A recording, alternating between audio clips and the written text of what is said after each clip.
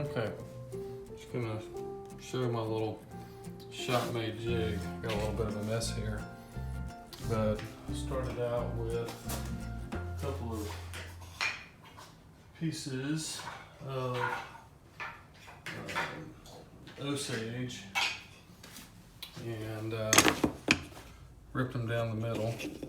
Also caught my finger on a one of these blades while I was putting the hole. And matched them up, drilled holes, and then planed out a little recess for the blades. Then took the blades and put them on the sander until they will fit between the kerf for the saw blade.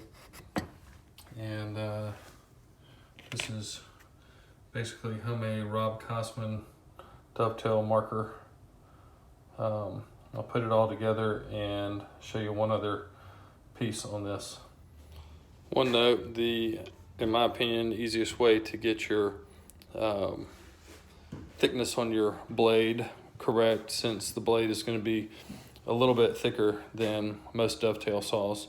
I put mine on a disc sander and just simply sand the blade and then check it in the kerf. If it fits snugly, then it's right. If you can't get it in there somewhat easily, it's too big, and obviously if you've got a lot of play, then your accuracy is going to be less. Not to mention, you want your kerf thickness to match the kerf thickness on your saw, which makes starting the saw in the pre-made kerf kind of the whole point. So, okay, so here's the tool put together. And if you notice, there's a little lip right here on the back. Got some of the sawdust off. That lip is the exact thickness of the kerf of my saw blade. So that way, when I do the Rob Kosman technique, I'm able to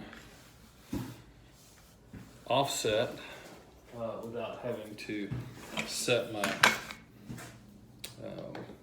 depth every time.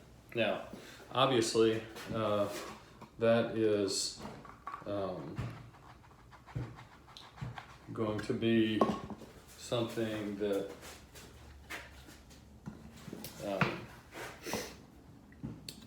is going to be tool specific. So that means that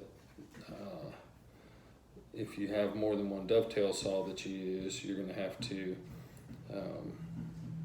have more than one tool if you want to use the offset.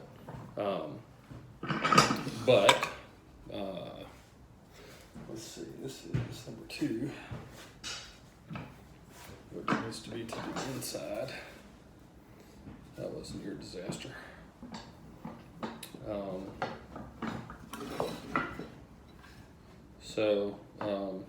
Anyway, but since I have one dovetail saw that I use for all of my dovetailing, I am able to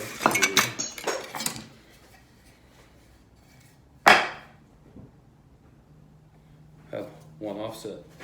So there we go. So we use the offset tool, offset it this way, make sure everything is flush and square.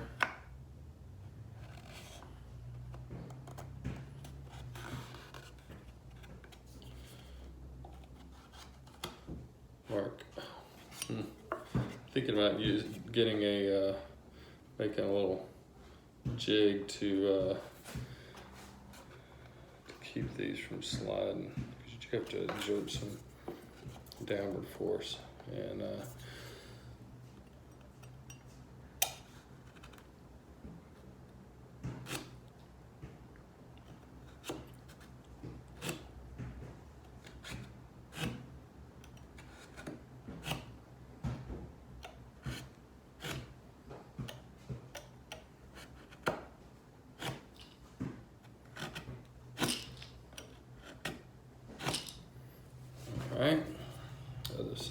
side, same offset.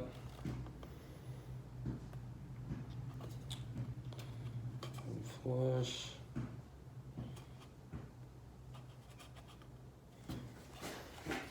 Downward pressure.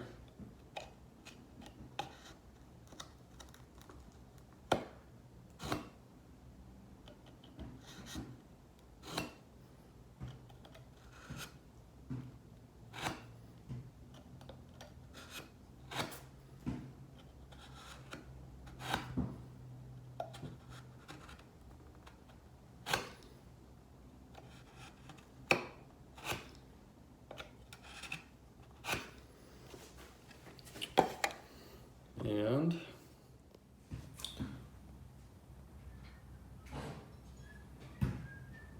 also, just as a note, cypress is such a soft wood. It's really hard to do nice dovetails on, in my opinion. Obviously, the sharper your tools, the better. But if you ever cut dovetails on maple, and it's like so smooth and so easy, and then you move over to a coarse grain, soft wood like cypress, it gets a lot more difficult. But